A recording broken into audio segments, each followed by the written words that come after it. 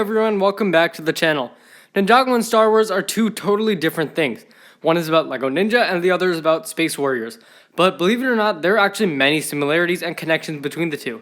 Heck, Tommy Andresen's Twitter bio even says he named his kids Luke and Leia. In this video, we're going to explore these connections.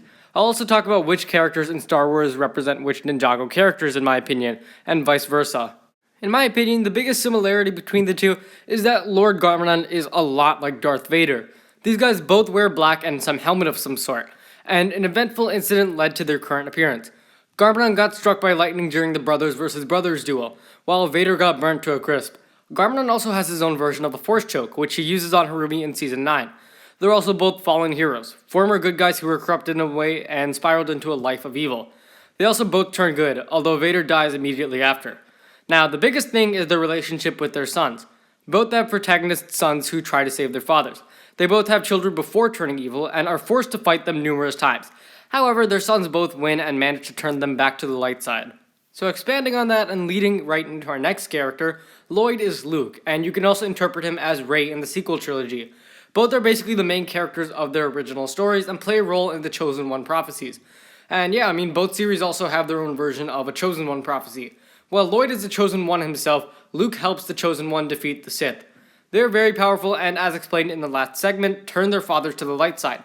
They also both have backgrounds that don't really add up to their later roles in the series. Lloyd starts out as a little brat escaping boarding school, while Luke is a farmer boy with no Jedi skills whatsoever. Both go on to do great things though. However, due to the 30-year time skip, Luke ages a lot and actually dies in movie 8. Wu is Obi-Wan in terms of story, but I can also see him as Yoda in ways. Wu and Obi-Wan both match up with Garmanon and Vader. They're both brothers. You are my brother, Anakin! And heck, Wu even says hello there. Hello there. They are also forced to fight their evil friends in a climactic fight, and both win. Wu and Obi-Wan also go on to train people that they are somewhat related to, with Wu training his own nephew and Obi-Wan training his student's son. Wu could also be Yoda, though I think he matches Obi-Wan more. Yoda and Wu both have weird aging and live for a long time. They're also both leaders of a big group, with Wu leading the Elemental Masters and Yoda leading the Jedi in a way. They also train Lloyd and Luke and are very wise too. They don't fight that often, but they really put up a good fight when they do fight. I see Nia as Leia. Both start out in non-fighting roles without any powers, but Leia later goes on to lead the Resistance. They both have love triangle stories too, although let's face it, everyone hates the Cole J. Nia love story. And also, they're both very independent characters who get captured by Garmanon or Vader in the very first installment, and the story is essentially about saving them. They both have powers of sorts too, with Leia having the Force and Nia having water. Ronin is Han Solo, but only for Season 5 of Ninjago and the original Star Wars movie. After that, there aren't really that many similarities. Their arcs are very similar to start. Both start out as greedy thieves or smugglers, and they both manage to get into deals with bad people like Jabba or the Soul Archer. They start out greedy but later have a change of heart and return to help out the protagonists in the final fight. There are a few similarities in the other Star Wars movies too. Both are captured by the evil forces to repay their debt in some way, with Han being frozen and sent to Jabba, and Ronin being forced to bring the sword in order to save his soul. Harumi is Kylo Ren, although Harumi is so much better. Both are villains who emerge after the death of Vader or Garmanon, and see their redemptions as weaknesses. They both idolize and look up to these people, although Kylo Ren is directly related to Vader by blood, while Harumi is not with Garmanon, although Garmanon does adopt her later on. They both have complex relationships with Rey or Lloyd, and as mentioned earlier, I do think that Rey also could fit as Lloyd when we're talking about the sequel trilogy. Harumi takes it a step further by actually bringing back Garmanon, while The Last Jedi completely abandons the idea of Kylo Ren idolizing Vader. Samukai is General Grievous.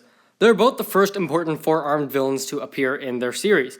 And yeah, Samukai even does the same dagger spin thing that Grievous does with the lightsabers.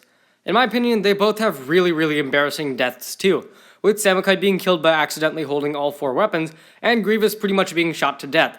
In the end, they're used as pawns in someone else's game, and both end up dying. And lastly, the Overlord is the Emperor. This connection isn't as strong in terms of characters, but both are the ultimate evils of their respective stories. They both are extremely powerful, and they are forced to bide their time before using Vader or Garmanon as a pawn to gain power. Adding into that, both characters additionally manipulate Vader or Garmanon, although Palpatine fully corrupts Anakin, while Garmanon is already corrupted. Also, the Overlord in episode 25 almost comes close to killing Lloyd, but Dr. Julian interferes. The same thing happens when Palpatine is close to killing Luke, but Vader interferes. Both do succeed in their plans, but are defeated in very quick and unrealistic ways in my opinion, with the Emperor being thrown down a pit, and I think both of the Overlord's defeats are super unrealistic. It's also worth mentioning that the Overlord does reappear a couple times throughout the series, and there are also rumors of the Emperor reappearing in Episode 9, so that remains to be seen. There are also other references and nods to Star Wars in Ninjago, such as Wu literally saying he feels a disturbance in the Force in Episode 14, Darkness Shall Rise, or of course Samakai doing the Grievous dagger spin. But I think both of these are awesome. I love Star Wars and I love Ninjago too. So I hope you guys enjoyed this video. It was a lot of fun to make, and I loved combining two of these things that I really do love. But yeah, thanks for watching. If you guys enjoyed, be sure to leave a like, subscribe, share it with anyone ever you know, and let me know what you guys think of my character pairings. If you guys agree, if you guys would change anyone out, and if you guys would add anyone else. I may make a part 2 to this in the future, although that again remains to be seen. Once again, thanks for watching, and I will see you next time.